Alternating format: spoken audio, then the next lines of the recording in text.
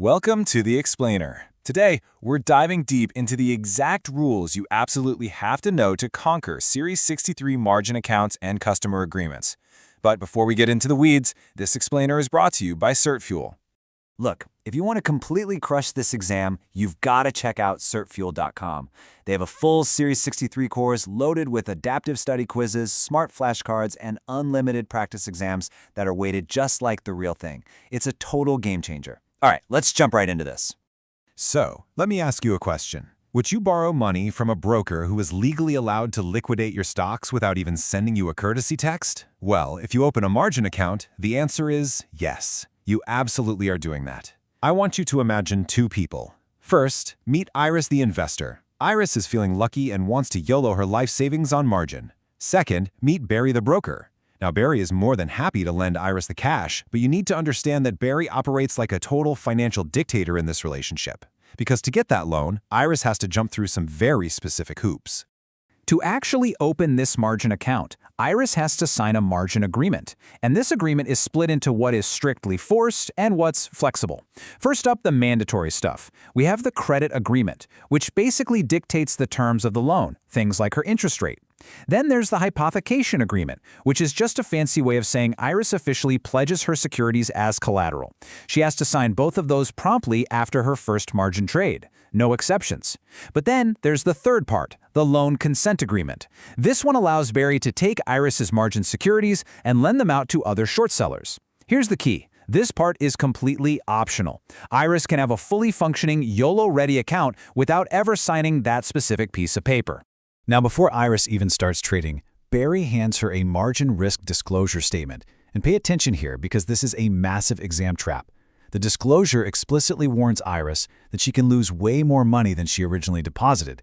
But the real kicker, it warns her that Barry can sell the securities in her account to cover a shortfall with absolutely zero notice. He literally doesn't have to call her.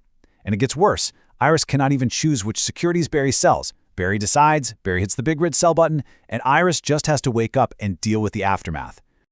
Section 1. Who sets the rules?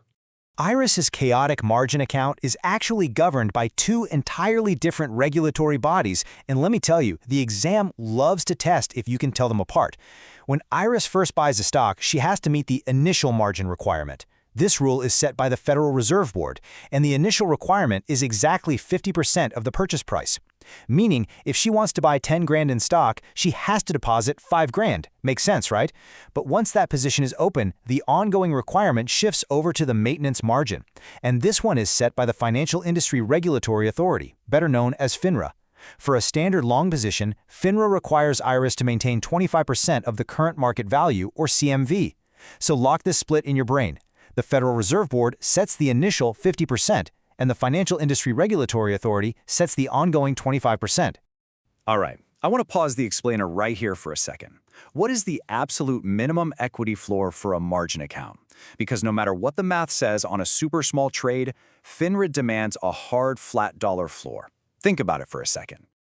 The answer is $2,000. FINRA dictates that a margin account must have a minimum account equity floor of $2,000. No exceptions. If Iris buys, say, $3,000 worth of stock on margin, the Federal Reserve's 50% rule says she theoretically only needs to deposit $1,500, right? Wrong. FINRA's $2,000 floor completely overrides it, meaning Iris has to deposit $2,000 minimum to get started.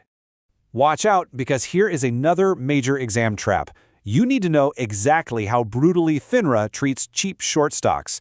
Because shorting has an unlimited theoretical risk, like the stock could technically go to infinity, FINRA gets aggressively strict.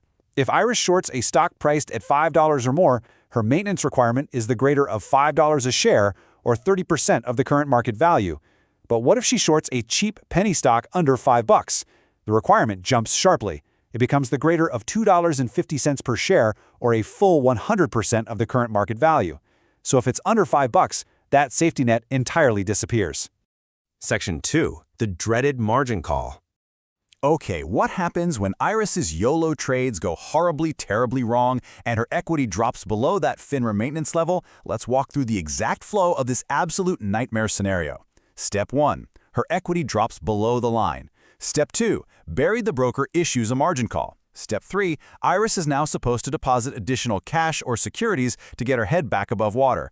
But what if she doesn't? Or what if she's on vacation and misses the message? Step 4, and this is the exam trap, Barry liquidates her assets. Remember our warning from earlier. Barry does not have to give her a grace period. He doesn't have to wait 3 days. He sweeps in like a financial grim reaper and sells her stuff completely without notice. Section 3. Rehypothecation and SMA explained. So clearly, Barry holds all the cards here. But what is he legally allowed to do with Iris's pledged stocks behind closed doors?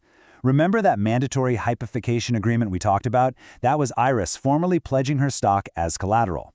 Well, rehypothecation is Barry taking Iris's collateral to a bank, think of it almost like a sketchy financial pawn shop, and pledging it so his firm can borrow money. But Barry doesn't just get a blank check to do whatever he wants. He is strictly capped at pledging 140% of Iris's debit balance. If she borrows 10 grand from Barry, Barry can turn around and pledge up to $14,000 of her securities to the bank. 140%. You need to lock that exact number in. All right, let's pause again for another rapid-fire question. Can a special memorandum account, or SMA, ever have a negative balance? Take a guess. The answer is never. A special memorandum account is purely a bookkeeping entry that just tracks excess equity. Basically, if Iris's stocks go up in value above that initial Federal Reserve requirement, that extra value creates SMA. She can use that SMA as a line of credit to buy more stock or even withdraw it as cash. But because it's literally just a ledger tracking excess value, it can never ever drop below zero. If the market tanks, the SMA just stops at zero. Section 4. What cannot be margined? As much as she'd love to, Iris cannot just buy whatever she wants on margin. Some specific things require 100% cash up front. So, here is your strict no-margin list for the exam. First, options with 9 months or less remaining to expiration. Second, new issues and new mutual fund shares for the first 30 days after their distribution. And third, penny stocks. Specifically, we are talking about those low-priced equities traded over-the-counter or OTC that aren't listed on a major national exchange. Iris has to use pure, cold, hard cash for all of these. No borrowing allowed. Now, what if Iris buys exempt or debt securities? Well, they aren't forbidden for margin, but they get a highly reduced custom maintenance schedule instead of that standard 25% equity rule we talked about. And listen, don't let this be a dry number dump. You absolutely have to memorize these tiers to pass. Government securities only require 1% to 6% of the current market value. Other exempt securities require 7%. Investment-grade corporate debt requires 10%. And finally, other margin-eligible non-equity debt requires the greater of 20% of the current market value or 7% of the principal. You've got to keep those tiers straight. Section 5. Exam traps and recap.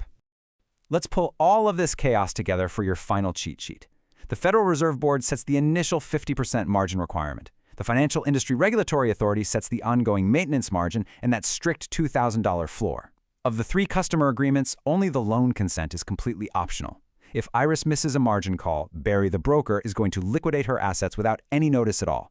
And when Barry borrows from the bank, his rehypothecation power is strictly capped at 140% of the customer's debit balance. And that brings us to the final question you need to ask yourself right now. Are you ready to pass this exam, or is Barry the broker going to liquidate your score without warning? Master these rules, lock down these numbers, and do not let the test catch you sleeping on the details.